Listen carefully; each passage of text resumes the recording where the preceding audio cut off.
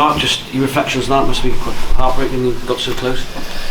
Yeah, look, it's disappointing because I think the effort was there, as you'd expect in a knockout game in Europe. But I think we definitely dropped below a level of accuracy that we've shown over the last few months, and some of that was down to Lyon, in fairness, and the pressure they put on us around the contact area. But a lot of skill set stuff there, really, that we probably felt that we were a little bit disappointed with. Taking ball into contact, ball coming out, leading with the ball into contact, and obviously it took the pressure off at big moments. We couldn't build any back-to-back pressure, and they're the sort of team really where you need to try and score outside the 22, not when you get in the 22, because they're such a physical team, and obviously there's less space and room in there, and once you get into that sort of front door game against them, it becomes quite difficult to outpower them. So we didn't move the ball enough outside the 20.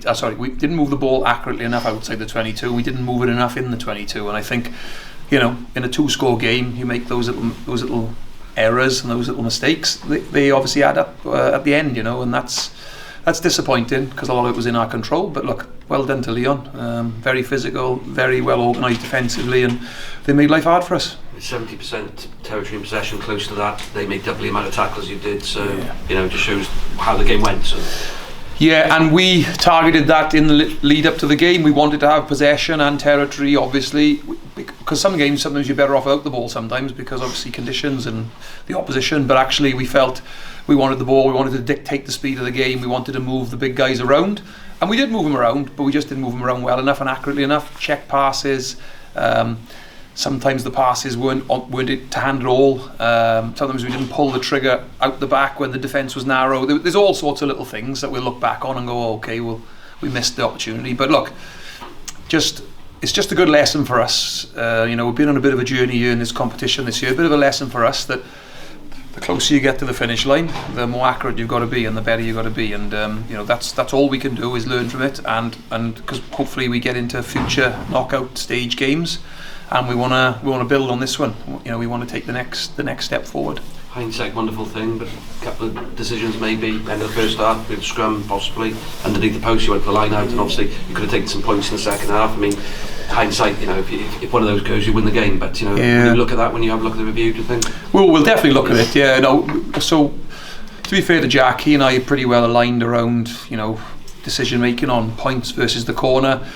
It's never one or the other. We're both aligned around it. It's a feel for what's going on in front of you. I think there comes a point with a scrum where sometimes the scrum can get messy. We took one too many down in Parc y Scarlets at a key point in the game recently, and the whole game swung on that moment. Really, we got penalised, which harshly, and as a result, we didn't get back there again. And I think one thing we talked around with this week, as I said earlier, is to keep the ball in the 22, make them make tackles, try and tire them out, so that when those opportunities presented themselves, we create a bit more space for ourselves. Look, it's a difficult one. I always look at myself first around the decision making, but I think I was pretty well aligned with Jack on that one.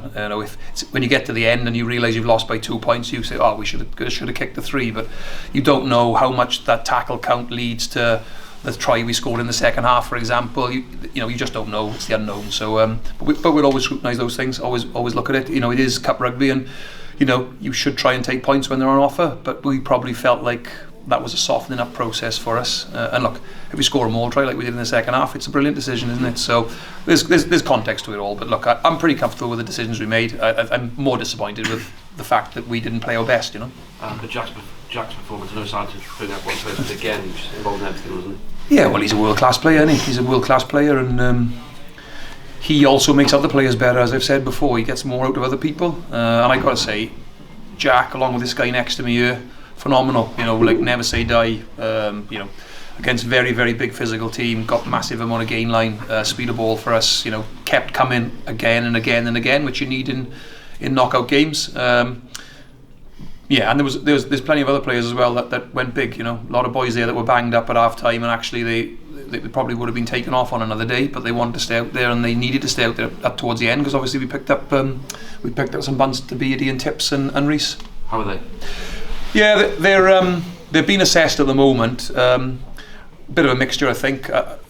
they're obviously not great. They wouldn't have come off if they weren't. So I think we're probably going to miss them next week, I'd imagine, based on what we've seen early days. But obviously, any further than that's difficult for me to say without speaking to the physios and the doc. What was Justin? Because you very rarely seen him come off, especially so early. What was his problem? Yeah, he felt something just in his pec area there that he was uncomfortable with, and he was defunctioning. So when you're a guy in the line out like he is aerially, or when you use his hands in the contact area like he does, you've got to be able to use two hands on the rugby field, and obviously he's a tough cookie, so for him to come off the field there must have been a serious amount of discomfort there that was preventing him from playing. Keiran, how physical was that game? Very physical. I think obviously we knew going into the game that obviously Lyon were a big heavy pack, and like Boise said, we probably didn't take the opportunities that they presented us with, obviously trying to move the ball and just weren't quite accurate enough. And I think kind of the tail of the tape was they took their chances in that red zone, and we didn't. And unfortunately, that's just the way the game went. Just focus now on top 8 then as the rest of the season.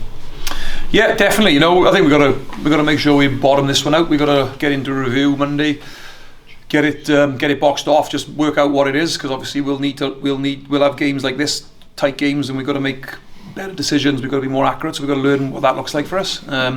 But yeah, look, it becomes a big focus now on Judgment Day.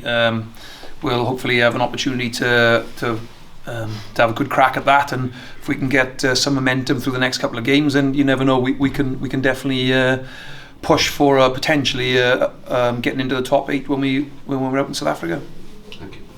Keiran, what was the mood with the players after that one? Pretty disappointing, I think.